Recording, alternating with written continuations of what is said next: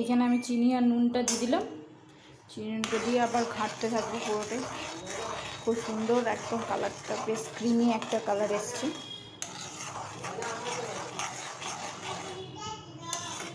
তারপর আস্তে আস্তে এটা তুলে দেবো আস্তে আস্তে করে। দেখবেন যাতে নিচে না লেগে যায়, ঠিক আছে? আমি এটা সিমে করেই করছি।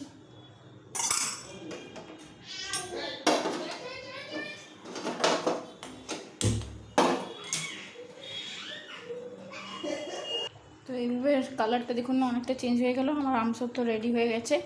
এবার এটাকে নামিয়ে দেবো। এর মধ্যে আমি 4 চামচ মতো চিনি দিয়েছি, আর হাফ চামচ মতো একটু মতো নুন দিয়েছি। হ্যাঁ, আর আমার আমগুলো মধুর মতো মিষ্টি, সেই জন্য বেশি আমি চিনি দেইনি। ওই জন্য আপনাদের যদি কম মিষ্টি হয় তাহলে একটু বেশি করে চিনি দেবেন, ঠিক আছে? Bye bye.